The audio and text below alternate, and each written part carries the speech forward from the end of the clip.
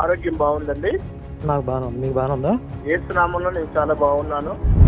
ఒక్క విషయం సార్, ముళ్ళ కిరీటం పెట్టారు, కొరడా దెబ్బలు కొట్టారు, అంతవరకు ఎందుకు? నాకు యేసు ప్రభు సిలివేసేస్తున్నాను కానీ ఆయన ఏమన్నాడు? అయిపోయిందా మీ ప్రసంగం? అయిపోయిందా? మీరు ప్రసంగం చేయకుండా ప్రశ్న అడగండి. నా కోసం, నా బట్టల కోసం చీట్లు వేసుకునే వాళ్ళు వేరొకళ్ళు ఉన్నారు, మీరు ఎందుకు చేస్తున్నారని చెప్పి యేసు అన్నాడని చెప్పారు కదా. ఇది బైబిల్లో ఎక్కడుంది? ముళ్ళ కిరీటం సినిమాలో ఉందండి. ముళ్ళ కిరీటం సినిమాలో ఉందా? Okay okay, right. నేను రాను మొండికేస్తుంటే కింద పడేసి ఈడ్చుకుపోయారు ఆయన. మీకు అది కూడా చదివి వినిపించరా? అది ఎక్కడ చూపించండి.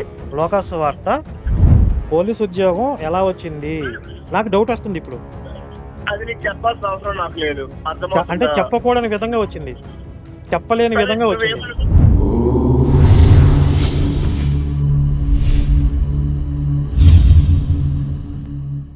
హలో సార్, మీరు ఒక కాల్ తీసుకుంటారా ఇప్పుడే?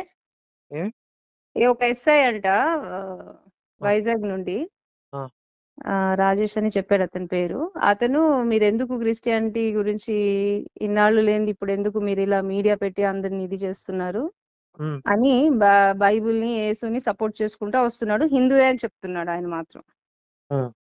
మాట్లాడతారా మీరు? తీసుకోండి. మీరు సార్, కరుణాకర్ గారు ఉన్నారు లైన్ లో. మీరు ఇందాక బైబిల్ గురించి యేసు గురించి మాట్లాడుతున్నారు కదా, మీరు వారితో మాట్లాడండి సార్. మీ సందేహాలు వారు తీరుస్తారు. ఇవ్వండి అమ్మా. ఉన్నారు లైన్ లో, మాట్లాడండి సార్. నమస్తే అండి. హలో, నమస్తే సార్. నమస్తే సార్. కరుణాకర్ గారు బాగున్నారా? బాగున్నానండి. ఆరోగ్యం బాగుందండి. నాకు బాగానే ఉంది. మీకు బాగానే ఉందా? నాకు చాలా బాగుందండి. ఏసునామంలో నేను చాలా బాగున్నాను. యేసుక్రీస్తు. చెప్పండి సార్. మీతో చాలా సార్లు మాట్లాడదాం అనుకున్నాను. ఫస్ట్ మీరు వివరాలు చెప్తారా మీ గురించి? నేను పోలీస్ అండి, విశాఖపట్నం. పోలీస్ అంటే? పోలీస్ అండి, కానిస్టేబుల్, హెడ్ కానిస్టేబుల్. ఎస్ఐ అని చెప్పారంటే ఎంతమంది? ఏఎస్ఐ అని చెప్పాను. చెప్పండి. ఏ స్టేషన్ విశాఖలో? Visakhapatnam 3 town. ASI, assistant sub inspector. My name Rajesh Kumar. చెప్పండి.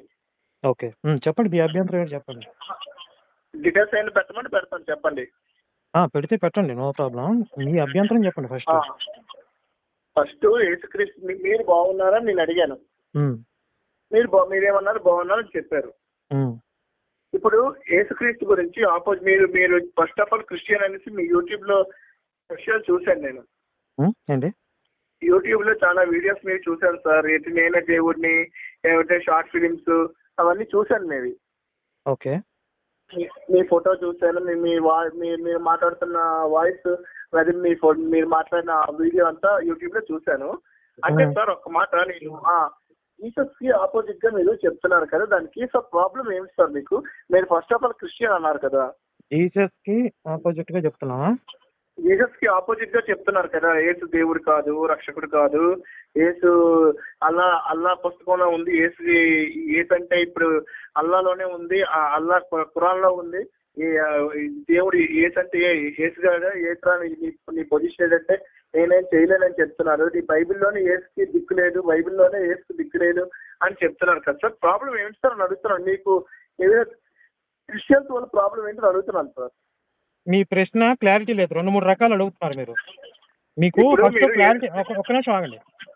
ఫస్ట్ మీరు ఏదైనా, మీకు ఏ ఇన్ఫర్మేషన్ కావాలి క్లారిటీగా అడగటం నేర్చుకోండి. ఫస్ట్ పాయింట్ ఏంటంటే, మీరు నేర్చుకోండి, మీరు మాకు చెప్పొద్దు బ్రదర్. అర్థమవుతుందా? మరి మేమేం చెప్పాలో మీరు చెప్పకూడదు. అక్కడ మేమేం చెప్పాలో మీరు మాకు చెప్తారా?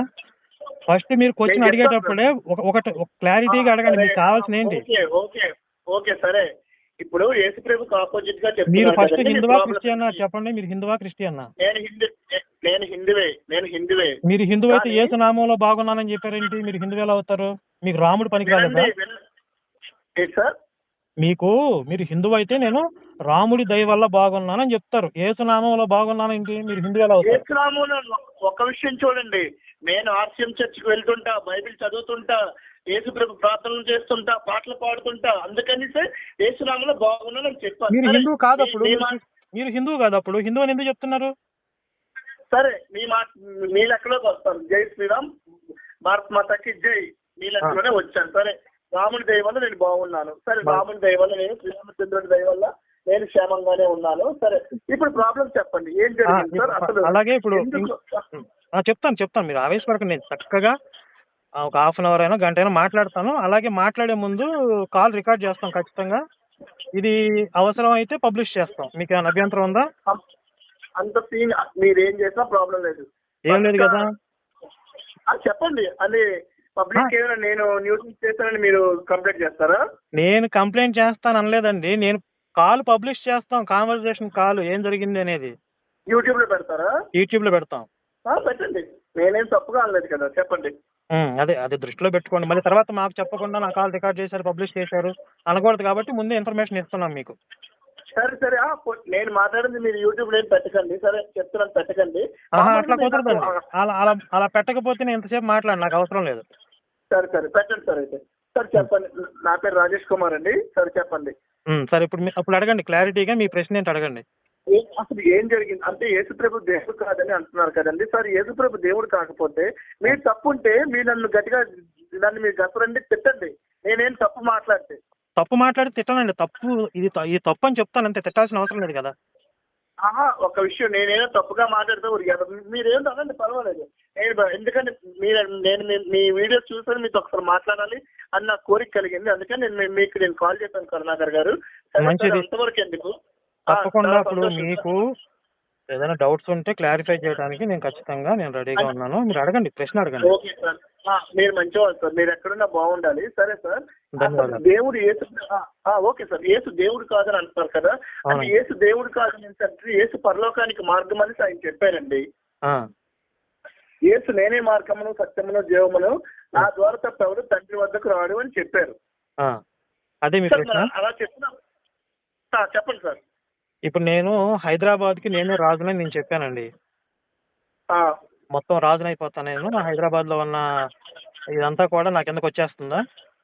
నేను అన్ని అది కాదు సార్. తండ్రి వద్దకు అంటే పరలోక రాజ్యంలోకి ప్రవేశించడానికి అర్హుడు. ఇప్పుడు ట్రైన్ టికెట్ ఎక్కుతామండి, టీటీ లేకపోతే టీటీ టికెట్ చూడకపోతే టీటీ ద్వారా మనం ట్రైన్ ప్రయాణం చేస్తాం కదా. టికెట్ చూసాడు అనుకోండి, అతని సంతకం ఉండబట్టే కదా మనం ట్రైన్ లో ప్రయాణం చేస్తలేదు. మధ్యలో చెకింగ్ కానీ ఎవరు చేంజ్ చేస్తారు, దింపేస్తారు, ఫైన్ వేస్తారు, ఇంకా అవసరమయ్యే రివర్స్ అయితే జైలు పంపిస్తారు. అది కాదు, ఆయన మధ్యలో ఉంటే తండ్రి వద్దకు మార్గం అని చెప్పారు. సరే, అక్కడే మీ ప్రశ్నకి అందులోనే ఆన్సర్ ఉంది.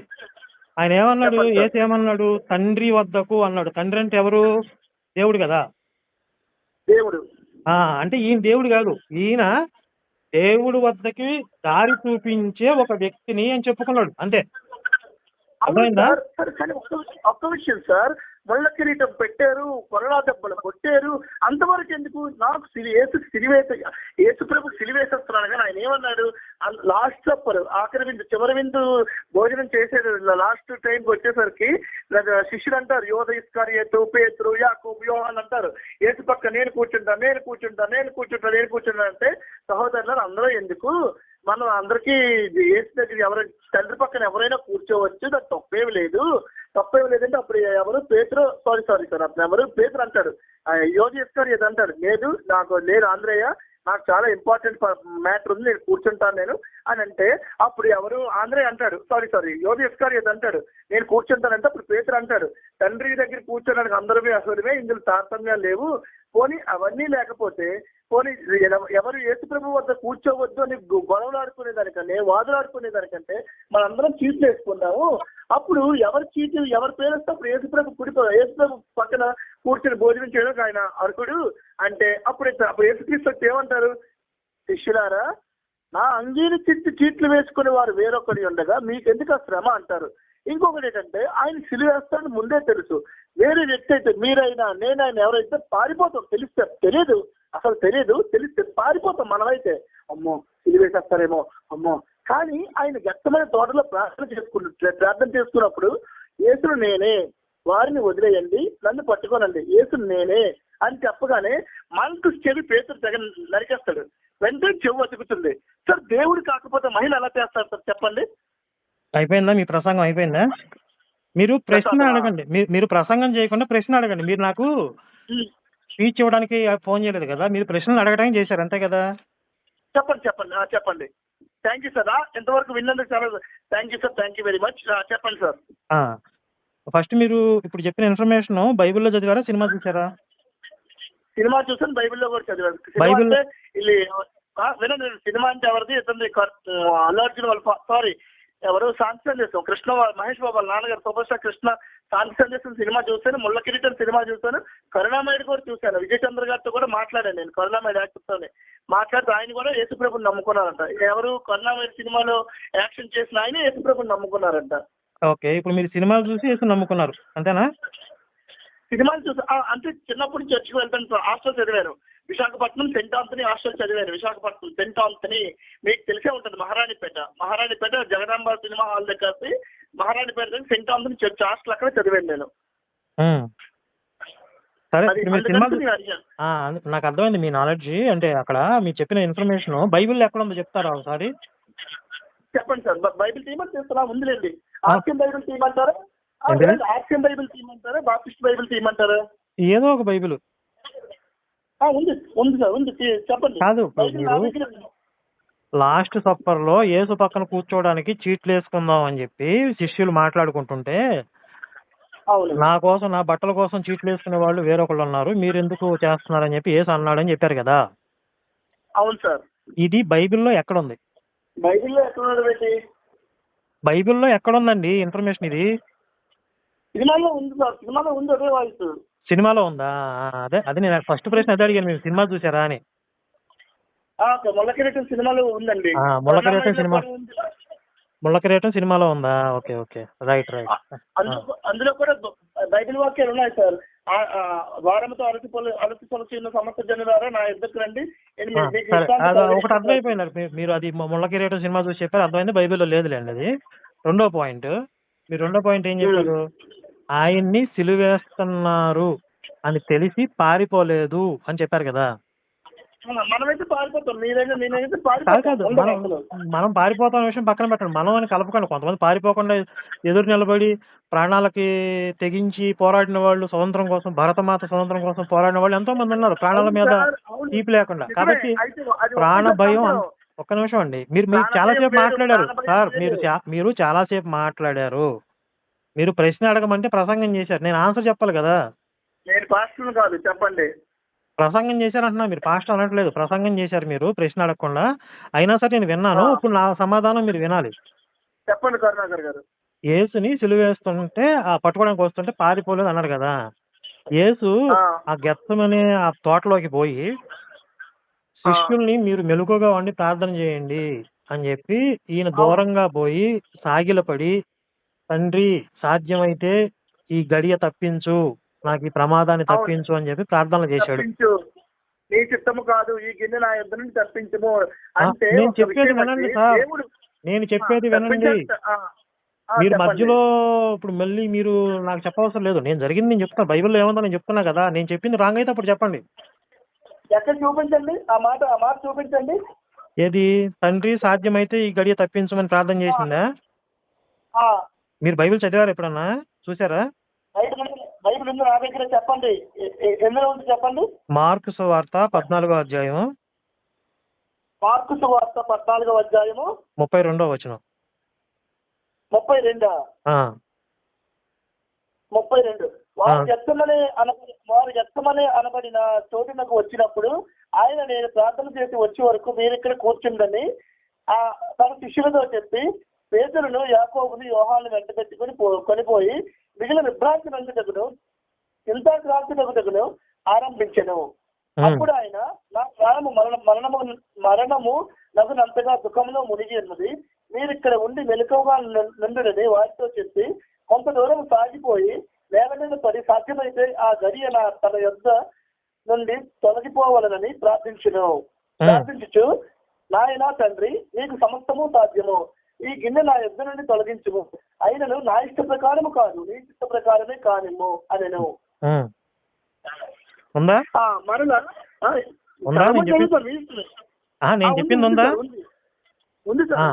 నేను చెప్పింది ఇంకా దాన్ని కొంచెం మీకు అర్థం అయ్యేలా చెప్తాను, వినండి ఒకసారి. మీరు చదివిన లైన్సే. వాళ్ళు ఆ గెత్సెమనే అనే చోటుకు వచ్చారు. అక్కడ నేను ప్రార్థన చేసి వచ్చే వరకు మీరు ఇక్కడ కూర్చుండడని శిష్యులతో చెప్పాడు. పేతురుని, యాకోబుని, యోహాను వెంట పెట్టుకుని పోయి మిగుల విభ్రాంతి నొందుటకును చింతాక్రాంతుడగుటకును ఆరంభించెను. అంటే ఏడవటం మొదలు పెట్టాడు. మిగుల విభ్రాంతి, చింతాక్రాంతుడు అవటము అంటే ఏడుపు మొదలు పెట్టాడు అక్కడ. ఏడుస్తూ ఏమంటున్నాడు, నా ప్రాణము మరణమగునంతగా దుఃఖంలో మునిగి ఉన్నది, నేను చచ్చిపోయేంత భయం వేస్తుంది నాకు. మరి భయం కదండి సార్, మనకు ఒక విషయం, ఎవరైనా ఉరిశిక్ష అంటేనే, ఎన్కౌంటర్ అంటేనే మనం భయపడిపోతామే. ఆయన అంతా మరి మీరు ఇప్పుడు దాకా ఏం చెప్పారు, మనం అయితే భయపడతాం, ఆయన భయపడలేదని చెప్పారు కదా. యేసు భయపడినట్లుగా ఈ ప్రపంచంలో ఎవ్వరూ భయపడలేదు. మీరు మొత్తం మానవ జాతి చరిత్ర చూసుకోండి. మొత్తం నన్ను ఒక మాట చెప్పనివ్వండి. మొత్తం మీరు మొత్తం మానవ జాతి చరిత్రలో యేసు లాగా భయపడిన వ్యక్తి ఇంకొకడు లేడు అసలు. అంత పిరికివాడు ఇంకొకడు లేడు. పారిపోయాడు అక్కడ. ఎక్కడికి పారిపోయాడు? గెత్సమనే అనే ప్లేస్ రహస్యంగా వెళ్ళి దాక్కున్నాడు. ఎవరు పట్టించింది? ఎవరు? ఇస్కరియోతు యోధా అనేవాడు ఆయన శిష్యుల్లో ఒకడు. ఈయన ఎక్కడ దాక్కుంటాడో తెలుసు కాబట్టి ఈ ఆర్మీని, మిలిటరీని అందరినీ తీసుకొచ్చి పలానా చోట ఈయన దాక్కున్నాడు అని చెప్పి వాళ్ళ దగ్గరికి తీసుకొచ్చి, అందులో కూడా 12 మంది శిష్యులు. నన్ను చెప్పనివ్వండి సార్, నన్ను మాట్లాడించిన తర్వాత మీరు మాట్లాడినవ్వండి. ఇప్పుడు యూట్యూబ్ లోకి వెళ్ళింది కదా కాలు, అందరికీ స్పష్టంగా ఇన్ఫర్మేషన్ వెళ్ళాలి కదా. అక్కడ యేసు దాక్కుంటే ఇస్కరియోతు యోధా వెళ్ళి, నేను ఎవరినైతే ముద్దు పెట్టుకుంటానో ఆయనే యేసు అంటే మిలిటరీ వాళ్ళకి కన్ఫ్యూజ్ అవుతారేమో. ఈ యేసు ఇందులో యేసు ఎవరు అనేది గుర్తుపట్టలేకపోవచ్చు. లేదా మీరు ప్రసంగం తర్వాత చేతులు కానండి, నన్ను చెప్పనివ్వండి. తర్వాత యేసు హలో చెప్పండి, ప్రార్థన చేసుకుంటున్నారా? లేదు సార్, ప్రార్థన చేసుకుంటున్నారా? లేదు, మీ గురించి చేస్తానండి, చెప్పండి. ప్రార్థన చేసుకుంటే ఇంట్లోకి పోయి చేసుకోండి, నాకెందుకు? మీరు మోకాళ్ళు వేసి ఇంట్లో ప్రార్థన చేసుకోండి సార్, నాకెందుకు? ఇప్పుడు మీరు నన్ను ప్రశ్నలు అడగడానికి చేశారా? ఎందుకు ప్రార్థన చేయడానికి చేశారా? మరి మీరు ఏదో కొనుక్కుంటారేంటి? ఓకే సార్, చెప్పండి. నేను చెప్పేది వినాలి కదా. నా కోసం ఇప్పుడు కాల్ చేసినప్పుడు నేను ఎంత వాల్యుబుల్ టైం, నాది చాలా వాల్యుబుల్ టైం అండి. ఇప్పుడు మీకు డ్యూటీ ఉందో లేదో ఈ రోజు, నాది చాలా వాల్యుబుల్ టైం. మీరు పాయింట్ టు పాయింట్ డిస్కస్ చేస్తాను అంటే నేను మాట్లాడతా. చెప్పండి. ఇప్పుడు మీరు చెప్పిన ఇన్ఫర్మేషన్ ఏదైతే ఉందో అది ఎక్కడ ఉంది అంటే, మీరు సినిమాలో ఉందని చెప్పారు, బైబిల్లో లేదని చెప్పాను, ఫస్ట్ పాయింట్. రెండోది, నేను చెప్పిన ఇన్ఫర్మేషన్ ఎక్కడ ఉంది అంటే మీకు రెఫరెన్స్ ఇచ్చాను, బైబిల్లో మీరే చదివి వినిపించారు. సో ఇక్కడికి 2 పాయింట్లు తేలిపోయినాయి. యేసు భయపడ్డాడు. భయపడటం కూడా ఎలా భయపడ్డాడు? ఆయన చెమట రక్తపు బిందువుల్లాగా మారిపోయిందంట. అసలు అంత భయం ప్రపంచంలో ఇప్పటి వరకు ఏ మానవుడు పడలేదు. మహా అయితే బట్టలలో ఉచ్చబోసుకున్నాడు అని చెప్తారు. భయంతో కొంతమంది బట్టల్లో ఉచ్చబోసుకుని ఉంటారు. ఈయనకి అది దాటిపోయి చెమటే రక్తంలాగా మారిపోయిందంట. అసలు అంత స్థాయిలో భయపడినోడు మానవ జాతి చరిత్రలో ఇంతవరకు లేడు. తర్వాత మీరు యోహాను సువార్తలో వెర్షన్ చెప్పారు. యోహాను సువార్తలో ఏముంటదంటే, ఈ మిలిటరీ వాళ్ళు వెతుక్కుంటూ వస్తుంటే నేనే యేసుని, నన్ను పట్టుకోండి అని చెప్పి వాళ్ళకి ఎదురుగా వెళ్ళాడని ఉంటది. కానీ యోహాను సువార్తలో వెర్షన్ అలా ఉంటే, మీరు మత్తయి, మార్కు, లోక ఈ 3 సువార్తల్లో తీసుకుంటే ఆయన దాక్కుంటే యోధా వచ్చి పట్టించాడు. తర్వాత లోకా సువార్తలో అయితే ఆయన కింద పడేసి ఈడ్చుకుపోయారని ఉంటది. ఆయన రానంటాడు. వచ్చి పట్టుకున్నా కూడా నేను రానని మొండికేస్తుంటే కింద పడేసి ఈడ్చుకుపోయారు ఆయన్ని. మీకు అది కూడా చదివి వినిపించరా?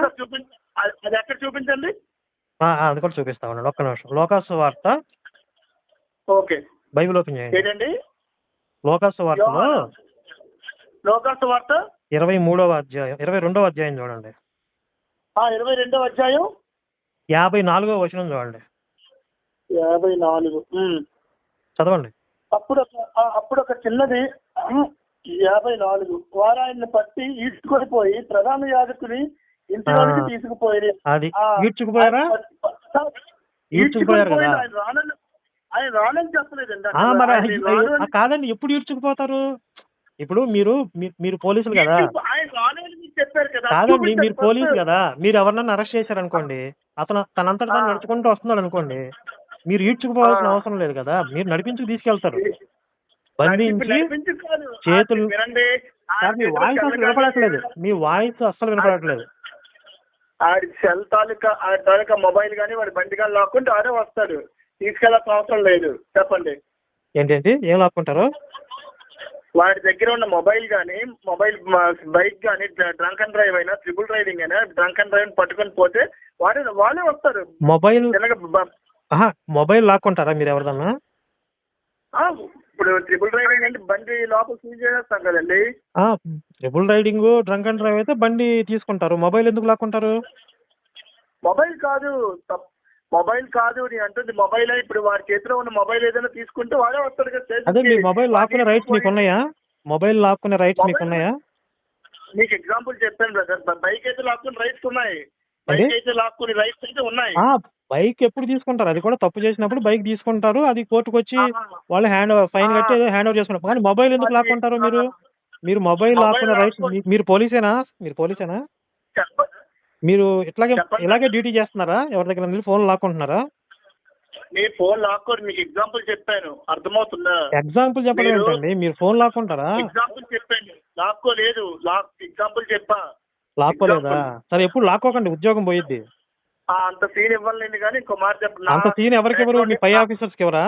ఎవరికైనా నేను ఒకటే చెప్తాను బ్రదర్, నేను ఒక విషయం, నా పలుకుబడి నాకు ఉంది, నా డ్యూటీ నేను కాపాడుకోగలను, నేను ఏమైనా నేను చేసుకోగలను. అంటే మీరు మీ పలుకుబడి మీరు ఇన్ఫ్లుయెన్స్ వాడి డ్యూటీ చేస్తున్నారు తప్ప మీకు ఉద్యోగం మీ అర్హతను బట్టి రాలేదు. నా పర్సనల్ నీకు రైట్స్ లేవు, అర్థమవుతుందా? ఎవరు నీకున్నాయా? నా గురించి మాట్లాడాను, నీకున్నాయా? నీ గురించి నేనేం మాట్లాడాను? నేను ఏం మాట్లాడుతున్నాను? ఏం తప్పు మాట్లాడానని చెప్పి వచ్చావు కదా. అసలు నేను రూల్స్ ప్రకారం మాట్లాడుతుంది. మీకు పోలీస్ ఉద్యోగం ఎలా వచ్చింది? నాకు డౌట్ వస్తుంది ఇప్పుడు. అది నీకు చెప్పాల్సిన అవసరం నాకు లేదు, అంటే చెప్పకూడని విధంగా వచ్చింది, చెప్పలేని విధంగా వచ్చింది. సరే, నువ్వేమనుకుంటే అది. నేను అడిగింది ఈడ్చుకొని పోయిందని చెప్పా, అక్కడ ఆయన రాను అని చెప్పలేదని ఇక్కడ రాయలేదు. ఎప్పుడు ఈడ్చుకుపోతారు? ఆయన రానంటేనే కదా ఈడ్చుకుపోయేది.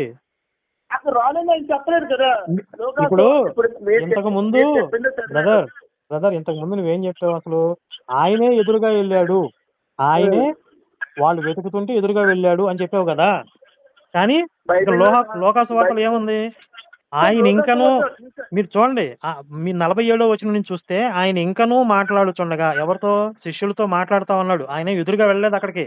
ఆయన ఇంకనూ మాట్లాడుచుండగా మీరు ఇక్కడ ప్రార్థన చేయండి అని చెప్తే నిద్రపోతున్నారేంటి? ఇదిగో మనకు ప్రమాదం వచ్చేస్తుందని చెప్పి వాళ్ళతో మాట్లాడుచుండగా, ఇదిగో జనులు గుంపుగా వచ్చేరి. 12 మందిలో యోధ అనబడిన వాడు వారికంటే ముందుగా నడిచి యేసును ముద్దు పెట్టుకున్నట్టుకు ఆయన యొద్దకు రాగా, యేసు, యోధ, నీవు నన్ను ముద్దు పెట్టుకుని మనుష్య కుమారుని అప్పగించుచున్నావా అని వానితో అనగా, ఆయన చుట్టూ ఉన్న జరగబోవు దానిని చూసి, ప్రభువా, కత్తిదా నరుకుదమా అని ఆయన అడిగిరి. అంతలో వారిలో ఒకడు ప్రధాన యాజకుని దాసుని కొట్టి వాని కుడి చెవి తెగ నరికెను. అయితే యేసు ఈ మట్టుకు తాళుడని చెప్పి వాని చెవి ముట్టి బాగు చేసెను. యేసు తన్ను పట్టుకొని వచ్చిన ప్రధాన యాజకులతోనూ దేవాలయపు అధిపతులతోనూ పెద్దలతోనూ, మీరు బందిపోటు దొంగ మీదకు వచ్చినట్టు కత్తులతోనూ గుదీలతోనూ బయలుదేరి వచ్చితిరా? నేను అనుదినము మీ చెంత దేవాలయంలో ఉన్నప్పుడు మీరు నన్ను పట్టుకొనలేదు. అయితే ఇది మీ గడియు అంధకార సంబంధమైన అధికారమును అనెను. వాళ్ళని ఎందుకు నన్ను బందిపోటు దొంగను పట్టుకోవడానికి వచ్చారు అన్నాడు తప్ప, ఈయన ఎదురుగా వెళ్ళి దమ్ముంటే నన్ను పట్టుకోండిరా అని అనలేదు. మీరు అనలేదు కదా, మీరు చెప్పింది తప్పు కదా. అలాగే అప్పుడు వారు ఆయన పట్టి ఈడ్చుకుని పోయి, మీరు ఎందుకు నన్ను పట్టుకోవాలనుకుంటున్నారు, నేను బందిపోటు దొంగనా అని వాళ్ళతో వాదిస్తుంటే పట్టి ఈడ్చుకుని పోయారు. ఎప్పుడు ఈడ్చుకుపోతారు? ఈడ్చుకొని పోతుండగా మాల్కు చెవి నరికేస్తాడండి పేతురు. ప్రధాన యాజకుని దాసుని చూసి ఆయన కొట్టి చెవి మీరు ఈ మిరాకిల్స్ మ్యాజిక్ల దగ్గర ఆగిపోతే మీకు లాజిక్లు పనిచేయవు. మీకు లాజిక్ పనిచేయదు. ఇప్పుడు అంత మ్యాజిక్ ఉన్నాడు, అంత ఎందుకు భయపడ్డాడు? మ్యాజిక్ ఉన్నప్పుడు కాబట్టి మీరు ఫస్ట్ మీరు ఏం చేస్తారంటే, రాజేష్ గారు, మీరు సినిమాలు చూశారు, బాగా యేసు కనెక్ట్ అయ్యారు, మంచిదే. కానీ ఒకసారి బైబిల్ చదవండి. బైబిల్ చదివి తర్వాత నాతో మాట్లాడండి అప్పుడు, ఓకేనా? లేదంటే మా బైబిల్ తరగతులు మా యూట్యూబ్ లో ఛానల్లోనే బైబిల్ క్లాసెస్ అని చెప్పి ఒక 65 ఎపిసోడ్లు ఉన్నాయి. అది కాదు కరుణాకర్ గారు, ఒక మాట, మీరు చాలా రెస్పెక్ట్ గానే మాట్లాడుతున్నారు. ఇప్పుడు ఏదో గోపి సనాతన్ అని వచ్చింది కదా, అది మీదేనండి? అది మాది ఎందుకు అవుతుంది? ఎవరికి వాళ్ళే. ఆయన ఛానల్ అది, గోపి గారి ఛానల్ అది. అది ఎవరండి అతను? ఆయన అడ్రస్ ఎక్కడండి గోపి గారిది? ఎందుకు వెళ్ళి కలుస్తారా? కలవడం కాదు, ఆడు వర్స్ట్ గా మాట్లాడుతున్నాడు. ఎవరు ఫోన్ చేస్తున్నా ఆడు బూతులతో మాట్లాడి, బూతులతో పరిశుద్ధాత్మ వల్ల అది గర్భం చేయించుకుంది, మేరీ చేసి లంజ కొరకు లంజర్ పూజ. మీరు రెస్పెక్ట్ గా మాట్లాడారు. యేసు ప్రభు గురించి మీరు తిట్టలేదు. లాస్ట్ టైం నేను ఒకసారి కాల్ చేస్తే ఏమన్నాడు, యేసు లంజ కొరకు రా తమ్ముడు, యేసు మేరీ లంజరా, పరిశుద్ధాత్మ గర్భం చేయించుకుందిరా, యెహోవా అన్న పేరు కొత్త నిబంధనలో చూపించరా తమ్ముడు, పాత నిబంధనలో యెహోవా అని ఉంది, యెహోవా అన్న పేరు కొత్త నిబంధనలో చూపించు, లంజకు పుట్టాడని చిలకలా మాట్లాడాడు. అప్పుడు నేను గట్టిగా మాట్లాడితే అప్పుడు అన్నారు, మీ అమ్మగారి పేరు నువ్వు చెప్పుకున్నావు, నా తండ్రి పేరు నేను చెప్పుకున్నాను గర్వంగాను, ఆడికి తండ్రి లేడు, యోసేపు దెంగినని చూశాడు, మరియమ్మ వదిలేసి వర్స్ట్ గా వల్గర్ గా మాట్లాడుతున్నాడు వాడు. ఇప్పుడు ఆయన ఏం మాట్లాడాడు అనేది నేను వినలేదు. ఇప్పుడు మీరు మొత్తం డీటెయిల్ గా చెప్తున్నారు, నాకు వినిపిస్తున్నారు అనవసరంగా. ఇప్పుడు మన ఆడియన్స్ కూడా వింటారు ఇదంతా. వినియండి. ఒక విషయం నేనేం తప్పేం మాట్లాడలేదు కదా. అంటే ఇప్పుడు పాపం ఎందుకు ఇప్పుడు అనవసరం. ఇప్పుడు మన మధ్య ఏదైతే ఇప్పుడు నేను సబ్జెక్ట్ చెప్తున్నానో దాని గురించి మాట్లాడండి, లేదంటే మీరు బైబిల్ చదివి తర్వాత మాట్లాడదాం. ఇప్పుడు గోపి గారి గురించి ఆయన ఏం మాట్లాడారు అనేది నాకు పూర్తిగా తెలియదు కాబట్టి ఆయన మాట్లాడిన దానికి ఆయనే రెస్పాన్స్ ఏమండి. అడ్రస్ మాకు తెలియదండి అసలు. మాకు అంత డీప్ గా మాకు ఎందుకు అవసరం ఏముంటుంది అంటే సార్ ఒక్కసారి సరే అంటే ఇప్పుడు యూట్యూబ్ లో చాలా ఛానల్స్ ఉంటాయి కదా, అందరు అడ్రస్లు మాకేం తెలుస్తాయి. సరే సార్ ఒక విషయం, సరేనండి. మామూలుగా అతని టాపిక్ నేను మాట్లాడను కానీ సార్, యేసుప్రభు అనే పర్సన్ ఎవరికి తండ్రి ఎవరు సార్? అతను యెహోవా దేవుడే కదండి యేసుప్రభు తండ్రి. చెప్పండి సార్, నవ్వుతున్నారా? యెహోవా, నా తండ్రి యెహోవా అని యేసు ఎక్కడని చెప్పాడా? అక్కడ చెప్పలేదు రండి. అంటే నా తండ్రి నుండి పరిశుద్ధాత్మ నీ మీదకి వచ్చును, సర్వోన్నత శక్తి నిన్ను కమ్ముకొని నన్ను రాస్తుంది. ఆ గోపి గారు అన్నారు మీదకి రావడం ఏంటయ్యా, సర్వోన్నత శక్తి నీ మీదకి. సర్వోన్నతుడు అంటే ఎవరంటే ఎవరైనా అవ్వచ్చు, ప్రధానమంత్రి ఎవరు ముఖ్యమంత్రి చంద్రబాబు నాయుడు అవ్వచ్చు, జగన్ అవ్వచ్చు. అంటే అప్పుడు అన్నారు ఏసారి ఎలా మాట్లాడుతున్నారంటే, నువ్వు ఒక అమ్మాయిని తీసుకురా, అమ్మాయి మీద నువ్వు ఎక్కువ, నేను అమ్మాయిని కదలకుండా కమ్ముకోకుండా చేస్తాను, ఇలా మాట్లాడుతున్నాడు. ఆ అమ్మాయి ఒప్పుకుంటే లంజ, ఒప్పుకోకపోతే పతివ్రత అని మాట్లాడాడు. సరేలేండి, ఇంకెందుకు మీరు అలా మాట్లాడుతున్నారంటే, లంజ కొడుకుని పూజిస్తున్నావు నువ్వు అదే ఏమన్నాడు, నీకు తండ్రి ఉన్నాడు, వాడికి తండ్రి లేడు, నీకు ఒక అమ్మకి అబ్బకి మనం పుట్టాము, వాడి పుట్టలేదు. మళ్ళీ రిపీట్ చేస్తున్నారు. ఓకే సార్, అదే మీకు చెప్తున్నాను. తండ్రి యేసుప్రభు తండ్రి ఎవరు? కరుణాకర్ గారు, మిమ్మల్ని ఇది లాస్ట్ పాయింట్, ఇక నేను మిమ్మల్ని అడగను, నేను మీకు కాల్ చేయను. యేసుప్రభు ఫాదర్ ఎవరండి? యేసుకి ఫాదర్ ఎవరు అనేది మీరు ఏ అర్థంలో అడుగుతున్నారంటే, ఆయన ఎవరికి పుట్టాడు అనేది అడుగుతున్నారా, లేదా పరలోకంలో తండ్రి గురించి చెప్పాడు కదా ఆ తండ్రి ఎవరు అని అడుగుతున్నారా మీరు అడిగేది? రెండు అడుగుతున్నారు సార్. యేసుప్రభు మరియమ్మ గర్భాన్ని అయితే పుట్టాడు, నాకు తెలుసు. మరియమ్మ గారి గర్భాన్ని పుట్టాడు. అది యోసేపు వలన అయితే మాత్రం కాదండి. అంటే యోసేపు వల్ల అనుకుంటేనే కాస్త ఆయనకి గౌరవంగా ఉంటుందేమో, యోసేపు వల్ల కాదు అంటే ఇంకా అగౌరవంగా ఉంటుంది. మరి యోసేపు వదిలిన చూసాడట కదండి, వదిలిన చూసాడు, బైబిల్లో కూడా ఉంది. నేను ఆ బిడ్డ తండ్రి కాదు ఇక్కడ మనకి ఇక్కడ ఒక్క నిమిషం అండి, మీ ప్రశ్న నాకు అర్థమైంది. ఇప్పుడు నిజంగా మీరు అనుకుంటున్నటువంటి దేవుడు వచ్చి మేరీకి గర్భవతిని చేశాడు అనుకుందాం. అవును సార్. అంటే మీరు అది నమ్ముతున్నారు అంతే కదా? దేవుడు వచ్చి మేరీని గర్భవతిని చేశాడు అంతే కదా? దేవుడు అనేవాడు వచ్చి మేరీని గర్భవతిని చేస్తే, నేను ఈమెను గర్భవతిని చేస్తున్నాను కాబట్టి ఈమెను ఎవరు కూడా తప్పుగా అనుకోకండి, ఈవిడ తప్పు చేసినట్లు కాదు అనే విషయం ఎవరికి చెప్పాలి? ప్రజలకు చెప్పాలి. ఎవరికి? ప్రజలకి చెప్పాలి కదా. చెప్పాడా మరి? చెప్పారంటే ఇప్పుడు మరియమ్మ గారికి చెప్పారు కదండి. అదే ఇప్పుడు మరియమ్మకి చెప్పాడు, సరే. మరియమ్మ మాటలు ఎవరు నమ్మట్లేదు కదా. ఇప్పుడు సమస్య ఏమైంది? ఇప్పుడు దేవుడు అనేవాడు ఈ అమ్మాయి పాతివ్రత్యం మీద, క్యారెక్టర్ మీద మచ్చబడిద్ది, మనం ఇట్లా దొంగచోటుగా వచ్చి ఈమెను గర్భవతిని చేస్తే, కాబట్టి ఈవిడ నా వల్ల గర్భవతి అవుతుందనే విషయం ప్రజలకు తెలియాలి. ఈమెకి చెప్పడం కాదు, ప్రజలకి చెప్పాలి అనే కామన్ సెన్స్. ఇప్పుడు అలా చేస్తే ఆ అమ్మాయి క్యారెక్టర్ దెబ్బతింటదనే నాలెడ్జ్ మీకు నాకు ఉంది కదా, మనకున్న నాలెడ్జ్ దేవుడికి ఉండదా? చెప్పండి. కాబట్టి అక్కడ కడుపు చేసింది దేవుడు కాదు. దేవుడు అయితే ఇంత పెద్ద తప్పు చేస్తాడా? అవును, ఆది కాండంలో ఉన్నట్టు భూమి కలిగిన దాకా, ఆకాశం కలిగిన దాకా అన్నట్టు గర్భం కలిగిన దాకా అని దూరం నుంచి అంటారు దేవుడైతే. అంతే కదా. అది కూడా ప్రజలందరికీ, అది ఒక అమ్మాయి క్యారెక్టర్ విషయంలో మచ్చబడే అవకాశం ఉన్నప్పుడు చాలా కేర్ఫుల్ గా ఉంటాడు కదా. అవును సార్. కాబట్టి యోసేపు కూడా ఎందుకు డౌట్ వచ్చింది? యోసేపుకి తర్వాత కల్లో కనపడి దేవదూత చెప్పాడు అని చెప్పి తర్వాత ఉంది.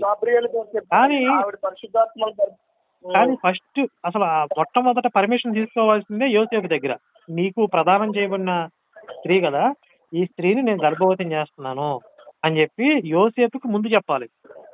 ఇప్పుడు అనవసరంగా యోసేపుకు డౌట్ వచ్చి ఆమెని బయటికి తోసేద్దామని ఆలోచిస్తూ ఉండగా మళ్ళీ వచ్చి దేవదూత చెప్పాడు. ఇదంతా అంటే ఒక బురద పూసుకుని దాన్ని కడుక్కునే వ్యవహారం లాగా ఉంది కదా. ముందే యోసేపుకి చెప్పేస్తే అయిపోయేది. యోసేపుకి చెప్పలేదు, సరే ఆయన ఏదో ఒక విధంగా సరిపెట్టుకున్నాడు నా భార్య కదా అని. మరి మిగిలిన ప్రజలు ఎందుకు సరిపెట్టుకుంటారు? మేరీ మీద యోసేపుకు ప్రేమ ఉంది కాబట్టి సరే ఒకవేళ తప్పు జరిగితే జరిగి ఉండొచ్చు. ఇప్పుడు నేను కనుక ఈవిడ తప్పు చేసిందని పబ్లిక్ లో చెప్తే రాళ్లతో కొట్టి చంపేస్తారు. ఎందుకంటే యూదుల ఆచారం ప్రకారం వేరే పరపురుషుడితో సెక్స్ చేస్తే రాళ్లతో చావగొడతారు ఆడపిల్లలు. కాబట్టి ఇప్పుడు ఆ మేరీని కొట్టి చంపేస్తారు అని తనకి ఏదో జాలి కలిగి మీరు కాపాడదాం కాబట్టి ఆయన తన భార్యగానే తన దగ్గర ఉంచుకున్నాడు అనుకుందాం. కానీ జనాలందరికీ ఏమర్థమైంది? యోసేపు వల్ల గర్భం రాలేదు, దేవుడు వచ్చి కడుపు చేశాడని ఈమె చెప్తుంది. ఆ మాట ఎవరు చెప్పాలి? దేవుడు వచ్చి చెప్పాలి కదా. కాబట్టి ఇక్కడ జనాలకి డౌట్ రావటంలో అక్కడ ఆస్కారం ఇచ్చింది ఎవరు? కాబట్టి ఇంత పెద్ద మిస్టేక్, ఒక అమ్మాయి క్యారెక్టర్ బ్యాడ్ చేసే ఇంత పెద్ద మిస్టేక్ దేవుడైతే చేయడు. అంత కామన్ సెన్స్ లేకుండా ఉన్నాడు కదా దేవుడైతే. అయితే సార్ ఒక మాట, అయితే ఇప్పుడు యేసుప్రభు యెహోవా కంటే పుట్టిన యేసుప్రభు అంటే యేసుక్రీస్తు అంటే యెహోవా కన్నా కొడుకైతే కాదండి. దేవుడికి పుట్టలేదు ఆయన. ఆయన ఎప్పుడు కూడా మరి ఎవరు ఇప్పుడు బైబిల్ చదివితే మొత్తం 4 సువార్తలు చూడండి. యోసేపుకి యేసుకి మంచి రిలేషన్ లేదు అసలు. వాళ్ళిద్దరూ ఇదిగో పలానా సందర్భంలో ప్రేమగా మాట్లాడుకున్నారు. యోసేపు మీద యేసుకు ప్రేమ. అంటే సార్ అంటే ఓకే సార్, ఒక మాట అండి. ఇప్పుడు యెహోవాకు పుట్టకపోతే ఆయన సముద్రం మీద నడిచాడు, 5 రొట్టెలు 2 చేపల్ని ఆయన మిరాకిల్స్ చేశాడు. మళ్ళీ ఇంకోటి ఏంటంటే చనిపోయిన లాజరస్ను బతికించాడు. మళ్ళీ ఇంకోటి ఏంటంటే నీటిని ద్రాక్షరసం చేశాడు, గుడ్డి వాళ్ళకి కళ్ళునిచ్చాడు, చెవిటి వాళ్ళకి చెవులో ఇచ్చాడు కదా సార్. మరి చనిపోయిన లాజరస్ ని కూడా బతికించాడంటే మరి ఆయన దేవుడికి వద్ద నుంచి వచ్చిన వాడు కాబట్టి ఆయన మహిమలు చేయలేడు కదా సార్. ఇప్పుడు మీకు ఈ బెల్లంపల్లి పాస్టర్ ఉన్నాడు చూడండి, బెల్లంపల్లి ప్రవీణ్ కుమార్ అని ఆయన. నాకు తెలిసిందైతే మీరు చూడండి యూట్యూబ్ లో ఉంటాయి. ఆ బెల్లంపల్లి పాస్టర్ అయితే నాకు తెలిసిన పాస్టర్ గారు జాన్ వెస్లీ అండి, రాజమండ్రి ప్రచారకులు, యేసు అనుచరులని వస్తుంది. జాన్ వెస్లీ గారు ప్లస్ ఇంకోటి కలవరి స్వరం అండి సతీష్ కుమార్ గారు. ఇంకా అంతకు తెలియదు సార్. వీళ్ళిద్దరే తెలుసా మీకు? సరే మీరు ఎప్పుడన్నా చాలా మంది మిరాకిల్స్ చేసేవాళ్ళు ఉన్నారు. ఈ బెల్లంపల్లి పాస్టర్ అయితే ఆయన కూడా చచ్చిపోయిన వాళ్ళని లేపాడు, కుంటి వాళ్ళని గుడ్డి వాళ్ళని బాగు చేసి జస్ట్ ఆయన టచ్ అనగానే బాగుపడిపోయారు. పెద్ద పెద్ద జబ్బులు ఉన్న వాళ్ళకి నయమైపోయింది. యేసు కంటే కూడా ఎక్కువ అద్భుతాలు చేశాడు. కాబట్టి మీరు యేసుని తీసేసి బెల్లంపల్లి పాస్టర్ని పెట్టుకోవచ్చు. అంటే మీరు మహిమలు అంటున్నారు కదా, యేసు కంటే కూడా ఎక్కువ మహిమలు చేసింది బెల్లంపల్లి పాస్టర్. అది యేసుప్రభు నామములోనే చేశాడండి ఆయన. ఏదన్నా కానీ ఇప్పుడు అవన్నీ నమ్ముతున్నారా మీరు? బెల్లంపల్లి పాస్టర్ చేసిన మహిమలు ఇప్పుడు సరే, మీరు పాస్టర్ అంటే నమ్ముతారు కాబట్టి మాకు ఒక ఆయన బోడిగుండు, ఆయన పేరేంది, రమణానంద గారు ఒక ఆయన ఉన్నాడు. ఆయన కూడా చాలా మిరాకిల్స్. ఆయన జస్ట్ ఇలా కాలుతో టచ్ చేస్తే భూమిలోంచి దార పొంగిందంట, జలధార వచ్చేసిందంట. అసలు నీళ్లు పడని చోట ఆయన పాదం పెట్టగానే నీళ్లు గంగ పొంగిందంట. అంటే సార్ ఇప్పుడు అవును సార్ కరుణాకర్ గారు, ఇప్పుడు ఏమంటున్నారంటే ఇప్పుడు యేసుని నమ్ముకోకపోతే నరకానికి వెళ్ళిపోతాం, ఇప్పుడు అగ్ని ఆరదు, పురుగు. మీరు అసలు షిఫ్ట్ అయిపోతున్నారు. మీరు 1 by 1 అసలు ఒక దాంట్లో నుంచి ఇంకో దాంట్లో జంప్ అయిపోతున్నారు. అసలు యేసు తండ్రి టాపిక్ దగ్గర నుంచి సరే యేసు దేవుడికి పుట్టకపోతే మహిమలు ఎలా చేశాడు అని ఇంకో టాపిక్ లోకి వచ్చారు. మహిమలు చేశాడని రాసుకున్నారు. యేసు నిజంగా మహిమలు చేయలేదు. ఎందుకు అంటే యేసుని సిలువేసినప్పుడు చేయలేదంటే మీరు నేను చూడలేదు కదండి, అదే చెప్తున్నా. ఎలా చెప్తున్నానంటే యేసుని సిలువేసినప్పుడు నువ్వు గనక నిజంగా దేవుని కుమారుడు అయితే సిలువ మీద నుంచి దిగిరా, ఇప్పటికైనా మాకు ఏదైనా ఒక సూచక క్రియ చేసి చూపించు అని అక్కడ యూదులు అడిగారు. అలాగే ఇంకొక చోట కూడా నీవే ఆయనవైతే మాకు ఏదైనా ఒక సూచక్రియ చూపించు అని అడిగితే వ్యభిచారులైన చెడ్డతరం వాళ్ళారా మీకు ఎలాంటి సూచక్రియ కూడా అనుగ్రహింపబడదు అని చెప్పాడు యేసు. అంటే ఏంటి వ్యభిచారం, ఎలాంటి మహిమలు కూడా నేను చేయను అని. అక్కడ యేసు ఆల్రెడీ చాలా మహిమలు చేశాడని అంతకుముందే రాసుకున్నప్పుడు, ఇదిగో నేను చాలా మహిమలు చేశాను కదా, ఇంతకుముందు అవి చేశాను ఇవి చేశాను అని చెప్పాలి. మీరు వాళ్ళని అడిగిన వాళ్ళని తిట్టాడు, బాస్టర్డ్స్ అని తిట్టి, మీకు ఎలాంటి మహిమలు నేను చేసి చూపించను అని చెప్పాడు. అంటే ఏంటి మీనింగ్? ఆయన ఎలాంటి మహిమలు కూడా చేయలేదు. అర్థమైందా? మరి సముద్రం మీద అవన్నీ రాసుకున్నారండి. ఇప్పుడు ఒక బాబాని కూడా దేవుడిని చేయటానికి ఇప్పుడు షిరిడి సాయిబాబా ఉన్నాడు, ఆయన ఎన్నో మిరాకిల్స్ చేశారని రాశారు సత్చరిత్రలో. ఆయన ఏవో రకరకాల మిరాకిల్స్ ఉన్నాయి, అవన్నీ మేము చదివి ఇది లాజికల్ గా ఇది లేదు ఇది లేదని చెప్పి ఎక్స్ప్లెయిన్ చేస్తున్నాం. అలాగే బైబిల్లో కూడా అంతే, ఒక వ్యక్తిని దేవుడు కుమారుడినో మహిమాన్వితుడిగా చేయాలని రాసుకుంటారు కొన్ని మిరాకిల్స్. ఇప్పుడు నన్ను కూడా నా పేరుతో ఒక మతం తయారు చేయాలనుకుంటే నా చుట్టూ కొంతమంది చేరి నేను దేవుని కుమారుడిని అని చెప్పి కొన్ని మిరాకిల్స్ రాసేస్తారు, నా మీద ఒక పుస్తకం రాసేస్తారు. అంటే ఓట్ చేయగలవాన్ని లేపారు అన్ని బైబిల్లో ఉన్నాయండి. ఇప్పుడు ఇతను విశ్రాంతి దినం ఆలస్యం చేశాడంటే పాపి. అదే బైబిల్లో నేను మీకు ఎలాంటి మహిమలు చేసి చూపించను అని యేసు చెప్పిన వాక్యం స్పష్టంగా ఉంది. కాబట్టి ఆయన ఎలాంటి మహిమలు చేయలేదు. నిజంగా ఆయన మహిమలు చేస్తుంటే ఆ రోజు యూదులే ఆయన నమ్ముండేవాళ్ళు, నమ్మలేదు. అయితే సార్ అలాగే సార్, అవును సార్. ఇంకొకటి సార్, అయితే ఇప్పుడు యేసుని నమ్మకపోతే నరకానికి వెళ్ళిపోతాం అని రాస్తుంది సార్, అది రియలా లేకపోతే ఫేక్ అండి? యేసుని నమ్మితే నరకానికి పోతారు ఖచ్చితంగా. దేవుడని నమ్మితే ఖచ్చితంగా నరకానికి పోతారు. ఇప్పుడు ఏమని చెప్తానంటే పాస్టర్లు ఏసే నిజదేవుడు, ఏసుని నమ్ముకుని నీకు నిత్యరాజ్యం వస్తుంది, పరలోక రాజ్యం వస్తుంది, ఏసుని నమ్ముకోకపోతే నరకానికి వెళ్ళిపోతావు. రాముడు కృష్ణుడు, ఇప్పుడు వినాయకుడు, రాముడు, కృష్ణుడు, శివుడు అవన్నీ దేవుళ్ళు కాదు, రాయి బొమ్మలు. మరి కీర్తనలో పాత నిబంధనలో కీర్తన గ్రంథంలో చూపించారు, అవి బంగారు బొమ్మలు, వాటికి నోరుండి మాట్లాడవు, ముక్కుండి వాసన చూడవు, కళ్ళుండి చూడవు, చెవులుండి వినబడవు అని రాశారు. అక్కడ కీర్తనలో ఉంది, చూపించారు. ఇప్పుడు వీళ్ళు చర్చిల్లో వేలాడేసే శవం ఉంది కదా, మీ పాస్టర్లు చర్చిల్లో వేలాడేస్తారు కదా శవం, అదేమన్నా ఉలుకుతుందా, పలుకుతుందా, అదేమన్నా వాసన చూస్తుందా, గంతులేస్తుందా? అది వేలాడుతానే ఉంది కదా, ఎప్పుడు కదలలేదుగా. శిలువ మీద యేసుప్రభు ఉంటారు చర్చిలో చూసినప్పుడు. అదే మరి ఇప్పుడు శిలువ మీద వేలాడుతున్న శవం అలాగే ఉంది తప్ప అది కదలలేదు మెదలలేదు కదా ఎప్పుడు. అదే అప్పుడు స్మెల్ చూసిందా? ఇప్పుడు స్మెల్ చూసి అబ్బా భలే వాసన వస్తుందని ఇప్పుడు చెప్పింది ఆ శవం. అయితే సార్ పాస్టర్ గారు కరుణాకర్ గారు, ఇప్పుడు ఒక విషయం అండి, యేసు తండ్రి ఎవరో మీరు ఒక క్లారిటీ నాకు ఇవ్వండి చాలు, నాకు ఇంకేం అవసరం లేదు. యేసు ఫాదర్ ఎవరండి? అంటే ఎవరి వల్ల పుట్టాడు అని అంటున్నారా? ఆయన తండ్రి అని పిలిచింది అయితే యెహోవా అని కాదు. ఒకటి, ఆయన ఎవరి వల్ల పుట్టాడు అనే దానికి ఇతని వల్ల అని చెప్పి ఎవరూ చెప్పలేరు, కానీ యోసేపు వల్ల అయితే కాదు. అక్కడ దేవుడు వల్ల దేవుడు కాదు, యోసేపు కాదు, యోసేపు కాదు, దేవుడు కాదు. పరిశుద్ధాత్మని గర్భం ధరించింది కదండి ఆవిడ. పరిశుద్ధాత్మ అంటే ఎవరు మీకు తెలుసా? తెలియదు సార్. పరిశుద్ధాత్మ అని మీరు తెలుగు బైబిల్లో రాశారు, కానీ ఇంగ్లీష్ బైబిల్లో అది పవిత్ర పిశాచి, హోలీ గోస్ట్ అని ఉంటుంది. పిశాచి దెయ్యం సార్. అంటే ఏంటి సార్ అనగా చెప్పండి. గోస్ట్ అండి, గోస్ట్, హోలీ గోస్ట్ అని ఉంటుంది. పవిత్ర పిశాచి అది. పరిశుద్ధాత్మ అనేది తెలుగులో తప్పుగా అనువాదం చేశారనమాట. పరిశుద్ధ ఆత్మ అంటే హోలీ స్పిరిట్ అని ఉండాలి, హోలీ స్పిరిట్ అని లేదు, హోలీ గోస్ట్ అని ఉంది.